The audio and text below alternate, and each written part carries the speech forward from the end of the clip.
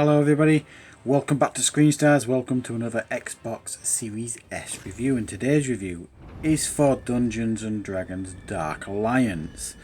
Now this has been free on Game Pass, so it hasn't cost any money to download it and play this one, which is a bit of a godsend really. Now I had seen a couple of reviews for this before I started playing it. It was actually a game I was considering buying for my PlayStation 4 before I got the PlayStation 5 and the Xbox Series S. I've played a lot of Dungeons and Dragons games over the years. It's a legendary title, and we're used to having like top-down isometric type gameplay for these sort of games. What we get here is something pretty average really. It's a third-person perspective game. It's a dungeon crawler type game, hack and slash type game, with unfortunately very little imagination, which is a real shame. Now, at the beginning here, you're given the option of choosing a number of characters, 2 or 3 different characters. They're all predetermined characters, the usual type of thing that you would expect in a game like this. You've got your archer, you've got your barbarian, etc, etc. You know, it doesn't really take, any risks in. You can't create a character, which I think is a real shame.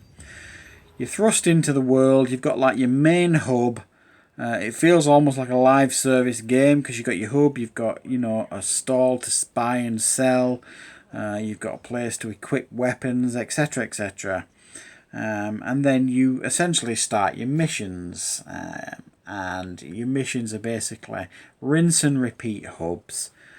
You go in with your character. It's almost like it's a corridor that you walk through. It's one of those you will struggle to get lost really. There is a couple of different places to go, like side places to go on these corridors for you to get resources and things like that, and open chests, get different equipment.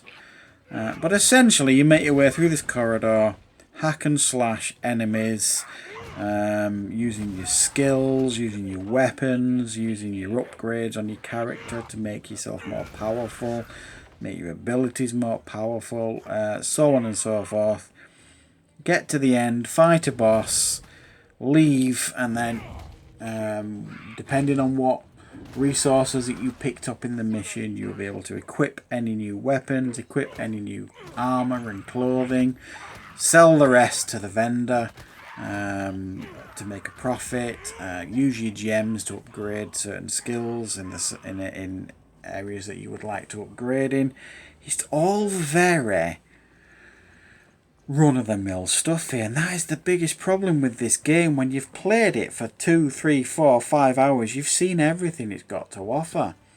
The environments, for me, and these arenas that it puts you in are just all too similar. The enemies, even though some of them might look different depending on the level, they all act the same. You've got, your usual soldier enemies that'll just, charge at you. Then you've got your more powerful enemies, your ones with different armor on.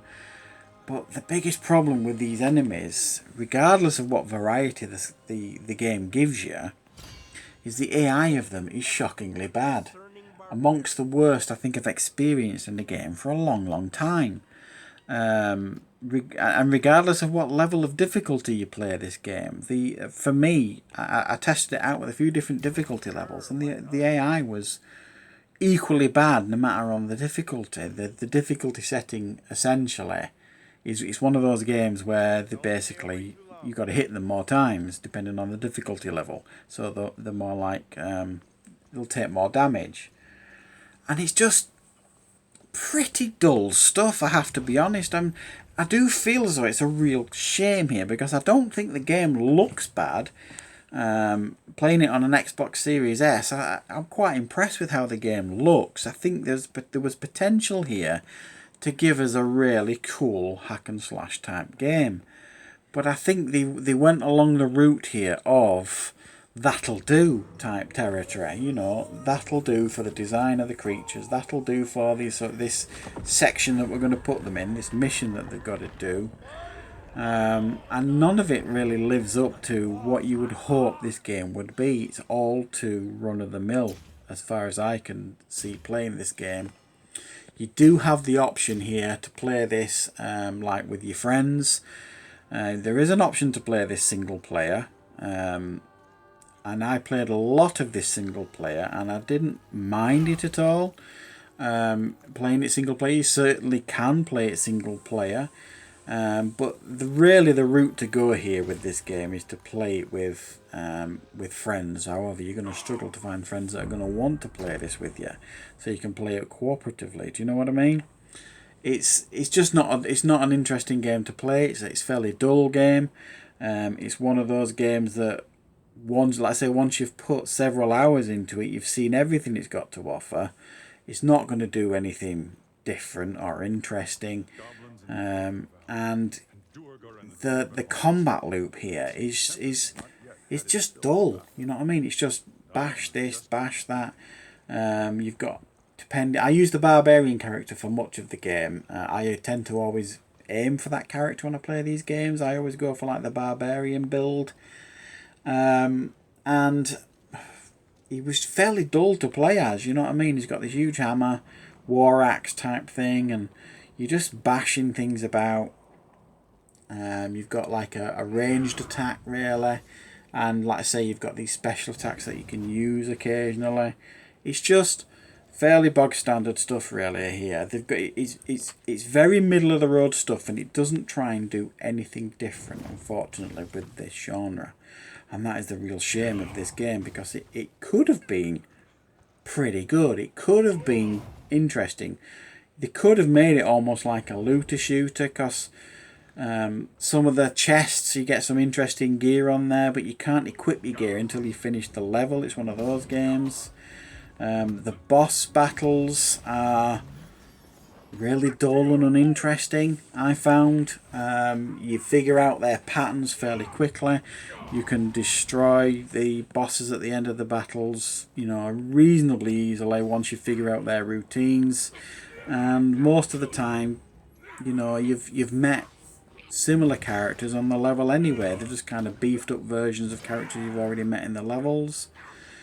It is voice acted for the most part. You know, it's got some pretty cool cutscenes. You know, unfortunately the game doesn't live up to the quality of the cutscenes really, and it really does feel, the setup of the game feels like they're ripping off Lord of the Rings. So there's a real lack of originality with this game as well. So there's everything it does really is kind of bang average, this game. My advice to you is, if you're thinking of buying this, don't bother. If you can access this game on Game Pass and you really want to try it, then it's not going to cost you anything to download it and try it, I suppose. It might be for you. It wasn't really for me. It was a real shame. I was hoping this game was going to be better than some of the reviews were telling me it was, but unfortunately it isn't, which is why I'm going to give this one a 5 out of 10 really, guys. It's not really worth your time, especially if you're paying money for it. So thank you very much, everybody. I hope you like this review, and I'll be back with more content on the channel very soon.